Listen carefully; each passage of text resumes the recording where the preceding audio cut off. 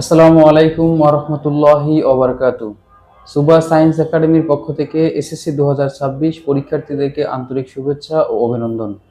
আজকে আমি আলোচনা করব পদার্থবিজ্ঞানের তৃতীয় অধ্যায় বল নিয়ে। তো বলে অধ্যায়ের বেসিক বিষয়গুলো আজকে আমি আলোচনা করার চেষ্টা করব। তো এই বল অধ্যায়ের প্রথমে আমরা যেটা পাই সেটা হচ্ছে জড়তা, নিউটনের প্রথম সূত্র, দ্বিতীয় সূত্র, তৃতীয় সূত্র। তো আজকে আমি এই নিউটনের সূত্রগুলো এবং জড়তা সম্পর্কে আলোচনা করার চেষ্টা করব। তো প্রথমে আমি আলোচনা করব জড়তা। জড়তা আসলে কি? জড়তা বলতে কি বোঝায়? মানে জড়তা বলতে তুমি কি বোঝো? এই জড়তার সংজ্ঞা কিন্তু আমরা নিউটনের প্রথম সূত্র থেকে পাই। কি সূত্র থেকে? প্রথম সূত্র থেকে। নিউটনের সেই প্রথম সূত্রটা কি? নিউটনের প্রথম সূত্রটা কি? নিউটনের প্রথম সূত্র হচ্ছে বাহ্যিক কোনো বল প্রয়োগ না করলে, বাহ্যিক কোনো বল প্রয়োগ না করলে স্থির বস্তু স্থির থাকবে এবং গতিশীল বস্তু সুষম দ্রুতিতে সরল পথে চলতে থাকবে। এখন প্রশ্ন হচ্ছে, বাহ্যিক বল বলতে কি বোঝানো হয়েছে? বাহ্যিক বল বলতে বোঝানো হয়েছে যে আশেপাশের যে কোনো বল, যে কোনো বল, যে কোনো ধরনের বল, এই বলটা যদি আমরা না দিতাম বা এই বলটা যদি প্রয়োগ না হতো, তাহলে কিন্তু স্থির বস্তু আজীবন স্থির থাকতো এবং গতিশীল বস্তু তার সুষম দ্রুতিতে একটা সরল পথেই চলতে থাকতো। তো এই যে বাহ্যিক বলের কারণেই কিন্তু এমনটা হয় না, এমনটা হয় না। একটা ক্রিকেট বলকে যদি তুমি ছুঁড়ে মারো, কোনো না কোনো এক সময় বলটি থেমে যায়। একটা ফুটবলকে যদি তুমি কিক করো, তাহলে কোনো না কোনো এক সময় ফুটবলটি থেমে যায়। কেন থেমে যায়? এই যে বাহ্যিক বলের কারণে। কিসের কারণে? বাহ্যিক বলের কারণে। তো এই বাহ্যিক বল যদি না থাকতো, তাহলে স্থির বস্তু স্থির থাকতো এবং গতিশীল বস্তু সুষম দ্রুতিতে সরল পথে চলতে থাকতো। এটা হচ্ছে নিউটনের প্রথম সূত্র। তো নিউটনের প্রথম সূত্র থেকে কিন্তু আমরা জড়তার সংজ্ঞা পাই। তো নিউটনের প্রথম সূত্র তোমরা আগে লিখে নাও। নিউটনের প্রথম সূত্র, নিউটনের প্রথম সূত্র, প্রথম সূত্রটা হচ্ছে কি? বাহ্যিক কোনো বল প্রয়োগ না করলে, বাহ্যিক কোনো বল প্রয়োগ না করলে স্থির বস্তু স্থির থাকবে এবং গতিশীল বস্তু সুষম দ্রুতিতে সরল পথে চলতে থাকবে। এটা তোমরা লিখে নাও, আমি মুখে মুখে বললাম, তোমরা ভাষাটা লিখে নিও। হ্যাঁ, এখন নিউটনের প্রথম সূত্র থেকে আমরা জড়তার সংজ্ঞা কিভাবে পাই? জড়তা আসলে কি? জড়তা আসলে কি? মনে করো একজন লোক, তিনি ব্যবসা করে, তিনি কিন্তু ব্যবসা করতেছে বা ইনকামের পেছনে ছুটতেছে, তার কারণ একটাই কি? সে প্রতিষ্ঠিত হতে চায় বা দেখা যাচ্ছে ধনী হতে চায় বা দেখা যাচ্ছে যে প্রভাবশালী ব্যক্তি হতে চায়। যারা পড়াশোনা করতেছে, তোমাদের টার্গেট কি? অনেকের টার্গেট আছে বুয়েট, মেডিকেল, আবার অ্যাডমিশন, মানে বিভিন্ন বিশ্ববিদ্যালয়, এরকম টার্গেট নিয়ে কিন্তু পড়াশোনা করতেছো। এখন তোমরা হয়তো পড়াশোনা করতেছো কি, যে কিভাবে পড়াশোনা করলে এসএসসি তে আমি প্লাস পাবো। বর্তমান যে টার্গেট, এই যে তোমার এসএসসি তে যে প্লাস পাওয়ার যে প্রবণতা বা একটা চাওয়ার যে ধর্ম, যার কারণে তুমি প্রবল করতেছো বা শ্রম দিচ্ছ, এটাই তোমার কিন্তু হচ্ছে জড়তা। এটা তোমার কি? জড়তা। তার মানে এই যে আহ, পৃথিবীতে যতগুলো বস্তু আছে, তারা যে অবস্থায় আছে চিরকাল সেই অবস্থায় থাকতে চাওয়ার যে প্রবণতা বা ধর্ম, এটাই হচ্ছে কিন্তু জড়তা। তার মানে কি বোঝাচ্ছে? যে একটা বস্তু স্থির আছে, ও কিন্তু চিরকাল স্থির থাকতে চায়। কি থাকতে চায়? স্থির থাকতে চায়। এই যে থাকতে চাওয়ার যে প্রবণতা, থাকতে চাওয়ার যে প্রবণতা, সেটাকেই কিন্তু আমরা বলবো জড়তা। তার মানে একজন মানুষ, মনে করো যে আজকে তুমি খাবার খাইছো মাংস দিয়ে, তুমি কিন্তু চাচ্ছ কি রেগুলার যেন এরকম একটা রেসিপি হয় বা ভালো খাবার তুমি যেন পাও। এই যে তোমার যে ভালো খাবার পাওয়ার বা চাওয়ার যে একটা প্রবণতা বা ধর্ম, এটাই কিন্তু হচ্ছে জড়তা। আর যে বস্তুটি গতিশীল আছে, সে কিন্তু গতিশীলই থাকতে চায়। এই থাকতে চাওয়ার যে প্রবণতা বা ধর্ম, সেটাই কিন্তু হচ্ছে জড়তা। তার মানে নিউটনের প্রথম সূত্র থেকে আমরা জড়তার সংজ্ঞা দিতে পারি। আশা করি বুঝতে পাইছো। তো এই যে জড়তা এবং নিউটনের প্রথম সূত্র কিন্তু আমাদের ইনশাল্লাহ ক্লিয়ার। এখন আমরা শিখব যে নিউটনের দ্বিতীয় সূত্র। কি সূত্র? নিউটনের দ্বিতীয় সূত্র। তো দেখো নিউটনের দ্বিতীয় সূত্রটা কি? নিউটনের দ্বিতীয় সূত্রটা কি? নিউটনের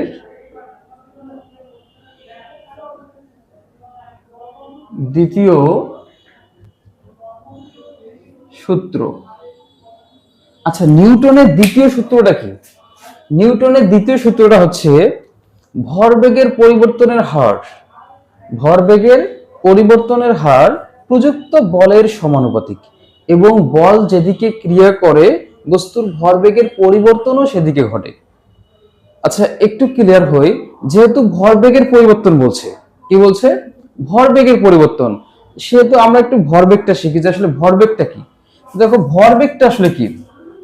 ভরবেগ, ভরবেগটা হচ্ছে ভর এবং বেগের সমন্বয়ে, ভর এবং বেগের সমন্বয়ে যে রাশি পাওয়া যায় বা যে রাশির উদ্ভব হয় সেই রাশিকে আমরা বলতে পারি কি? ভরবেগ। অথবা তুমি বলতে পারো ভর ও বেগের গুণফলকেই বলা হয় ভরবেগ। ভর ও বেগের গুণফলকেই বলা হয় ভরবেগ। আচ্ছা, এই ভরবেগকে কিন্তু আমরা পি দ্বারা প্রকাশ করি। কি দ্বারা প্রকাশ করি? এই ভরবেগকে পি দ্বারা প্রকাশ করা হয়। পি দ্বারা প্রকাশ করা হয়। ভরবেগকে পি দ্বারা প্রকাশ করা হয়। আর ভরবেগ ইকুয়াল টু কি লিখতে পারি? যে ভর গুণন বেগ, ভর এবং বেগের গুণফলটাই হচ্ছে ভরবেগ। তাহলে এই ভরবেগকে আমরা কি লিখতে পারি? যে ভর গুণন এখানে বেগ। এখন যদি ভরবেগের একক বা মাত্রা চায়, তাহলে একক ও মাত্রা আমরা কিভাবে বের করব? দেখো, আচ্ছা, ভরবেগ ইকুয়াল টু আমরা কি লিখতে পারি? যে ভরবেগ ইকুয়াল টু হচ্ছে ভর গুণন বেগ। এখন ভরের জায়গায় ভর থাকলো, কারণ ভরটাকে আর আমরা ভাঙাইতে পারি না, গুণ দিলাম। বেগকে কিন্তু আমরা ভাঙাইতে পারি। কি করতে পারি? বেগকে আমরা সরণ বাই সময় লিখতে পারি। তাহলে হচ্ছে উপরে সরণ আর নিচে হচ্ছে কি? সময়। তার মানে বেগকে আমরা লিখতে পারি সরণ বাই সময়। দেখো, সরণকে কিন্তু আর আমরা ভাঙাইতে পারি না, সময়কেও কিন্তু আর আমরা ভাঙাইতে পারি না। এরা তিনটেই হচ্ছে কি রাশি? মৌলিক রাশি। তাহলে আমরা এদের এককগুলো কি যেন জানি? আমরা কিন্তু গতি অধ্যায়ে এর এককগুলো পড়েছি। গতি অধ্যায়ের একক কি পড়ছি? ভরের এককটা আমরা পড়ছি কেজি, গুণ, আর সরণের এককটা হচ্ছে কি? মিটার, আর সময় এককটা হচ্ছে সেকেন্ড। তার মানে কেজি মিটার পার সেকেন্ড, এটাই হচ্ছে ভরবেগের একক। তাহলে ভরবেগের একক কি পেলাম? KG metre per second. এখন যদি ভরবেগের মাত্রা বের করতে বলে, কি বের করতে বলে? যে ভরবেগের মাত্রা কি হবে? ভরবেগের মাত্রা কিন্তু আমরা এখান থেকেই বের করতে পারবো। দেখো, মাত্রাটা বের করি আমরা। মাত্রা বের করব। মাত্রা কিভাবে বের করব? আমরা কিন্তু জানি ভরবেগ ইকুয়াল টু হচ্ছে ভর গুণন বেগ। এখন ভরের জায়গায় ভরটা থাকলো, আমরা বেগকে কি লিখতে পারি? যে সরণ বাই সময়, সরণ বাই সময়। আচ্ছা, ভরের মাত্রা যেন কি জানি? আমরা এম জানি। ভরের মাত্রা হচ্ছে বড় হাতের এম, গুণন সরণের মাত্রা হচ্ছে এল, সময়ের মাত্রা হচ্ছে টি। তাহলে আমরা কি পাই? এম এল টি ইনভার্স 1। এই এম এল টি ইনভার্স 1 এটাই হচ্ছে ভরবেগের মাত্রা। তাহলে ভরবেগের একক এবং ভরবেগের মাত্রা কিন্তু বের করা আমরা শিখলাম। এখন ভরবেগের পরিবর্তনটা কি জিনিস সেটা আমরা শিখব। কেন? কারণ নিউটনের দ্বিতীয় সূত্রটি হচ্ছে ভরবেগের পরিবর্তনের হার। তাহলে আগে ভরবেগের পরিবর্তন যদি আমরা না জানি, তাহলে তো আমরা বের করতে পারবো না। এজন্য আমরা ভরবেগের পরিবর্তনটাকে শিখি। তো দেখো, ভরবেগের পরিবর্তনটা বলতে কি বোঝায়? ভরবেগের পরিবর্তন, আচ্ছা আচ্ছা, মনে করো যে এখানে একটা গাড়ি নিলাম M1 ভরের। কি ভরের? M1 ভরের একটা গাড়ি নিলাম। এখানে তার বেগটা ছিল ইউ বেগ। এখন যে কোনো একটা সময় পর, যে একটা সময় পর একটা দূরত্ব অতিক্রম করে এইখানে ওই গাড়িটি আসছে, ওই M1 ভরের গাড়িটি আসছে, কিন্তু এখানে সে কি বেগ প্রাপ্ত হয়েছে? ভি বেগ প্রাপ্ত হয়েছে। কি বেগ? যে ভি বেগ প্রাপ্ত হয়েছে। তাহলে দেখো তো, প্রথমে যখন এইখানে গাড়িটি ছিল তখন তার আদি ভরবেগটা হচ্ছে কত? m1u, m1u। আর এইখানে তার যখন গাড়িটি এখানে আসলো, এস মিটার দূরত্ব অতিক্রম করে এই জায়গায় আসলো, তখন তার ভরবেগটা কত হলো? m1v। তাহলে m1vটা হচ্ছে শেষ ভরবেগ, আর m1uটা হচ্ছে আদি ভরবেগ। আর ভরবেগের পরিবর্তন হচ্ছে কোনটা? ভরবেগের পরিবর্তন যে ভরবেগের পরিবর্তন পরিবর্তন ইকুয়াল টু আমরা কি লিখতে পারি m1v মাইনাস হচ্ছে m1u। তার মানে এখানে আমরা লিখতে পারি m1v মাইনাস u, মানে m1 টা আমরা কমন নিলাম কারণ ভর যেহেতু একই। তাহলে দেখো ভরবেগের পরিবর্তন পাইলাম আমরা এটা, ভরবেগের পরিবর্তন পাইলাম আমরা এটা। এখন সূত্রটা কি বলছে? ভরবেগের পরিবর্তনের হার, ভরবেগের পরিবর্তনের হার। তাহলে পরিবর্তনের হার আমি কিন্তু আগেই বলেছিলাম, গতি অধ্যায়ে বলেছিলাম কি কোনো কিছু হার মানে কি সময় দ্বারা ভাগ, কোনো কিছু হার মানে সময় দ্বারা ভাগ। তাহলে ভরবেগের পরিবর্তন পাইছি আমরা এইটা। এখন ভরবেগের পরিবর্তনের হার বলতে কি সময় দ্বারা ভাগ। তাহলে ভরবেগের পরিবর্তনের হার আমরা কি দেব সময় দ্বারা ভাগ m1v - u ডিভাইডেড বাই হচ্ছে t, সময় দ্বারা ভাগ। কি দ্বারা ভাগ? সময় দ্বারা ভাগ। এখন দেখো এই m1 এর বস্তু যে এখান থেকে মানে এটা যদি a অবস্থান হয়, a অবস্থান থেকে ধরো b অবস্থানে আসলো, কি অবস্থানে আসলো? b অবস্থানে। তো যে কোনো একটা বল প্রয়োগের ফলেই তো a অবস্থান থেকে b অবস্থানে আসছে।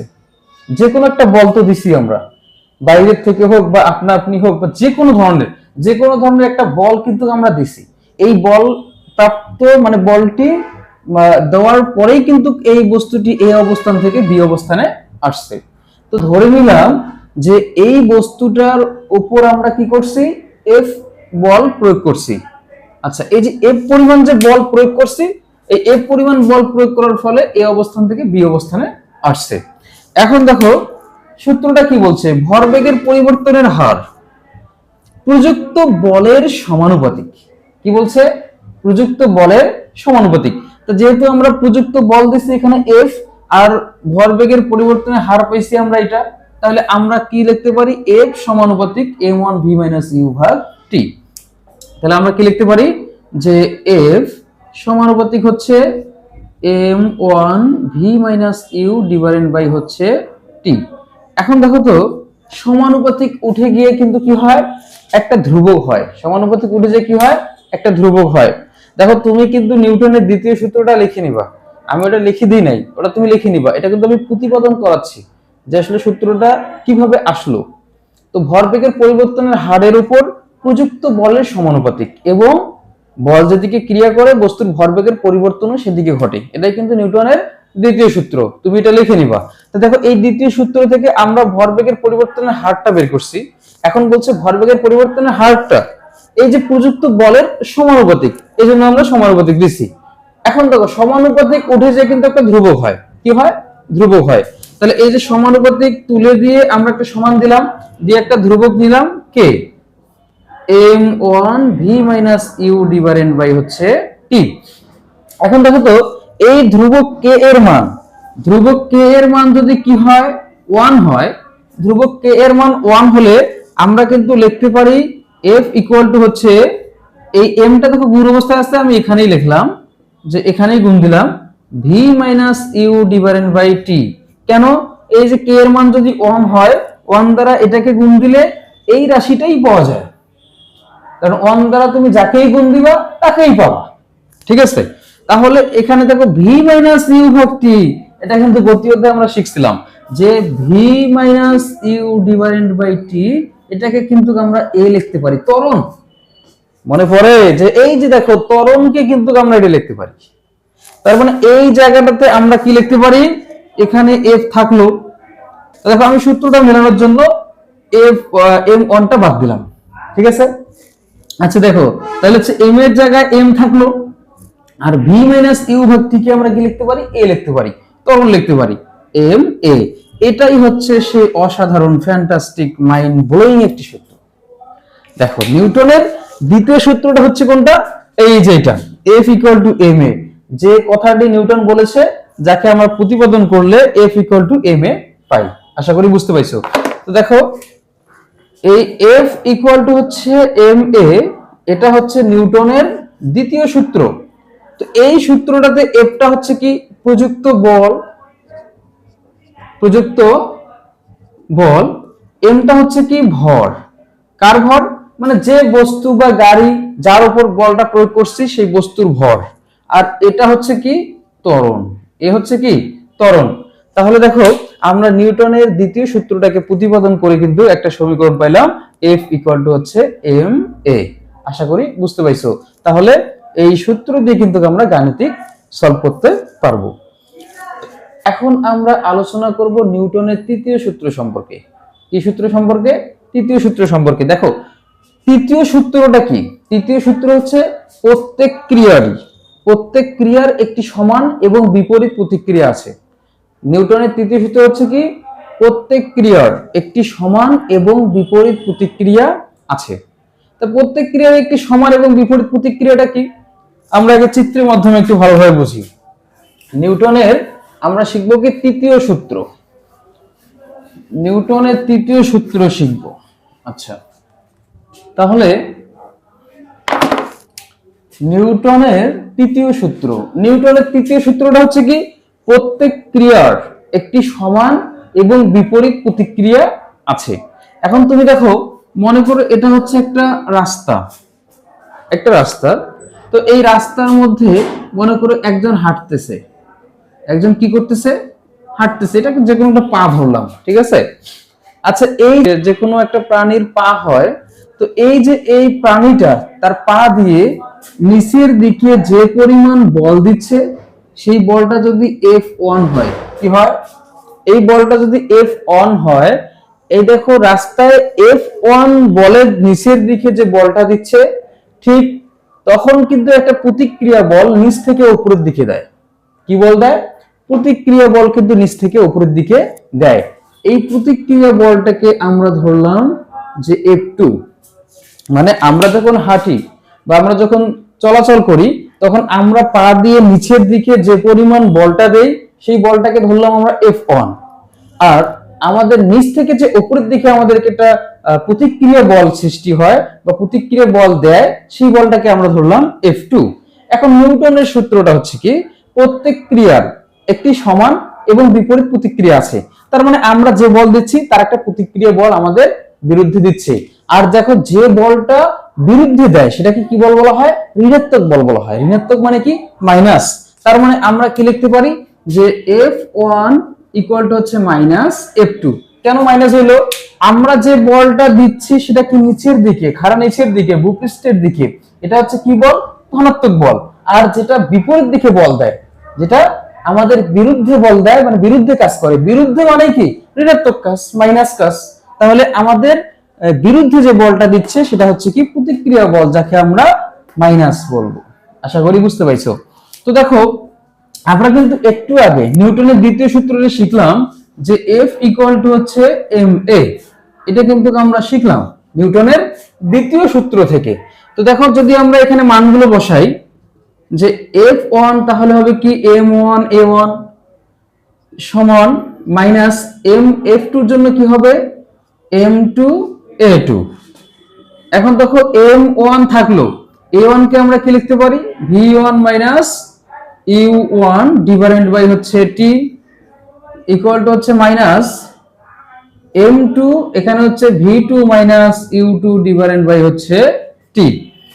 এটা কোথা থেকে পাইলাম? v minus u divided by t equal to আমরা কিন্তু a লিখতে পারি। এটা কিন্তু ত্বরণের সূত্র।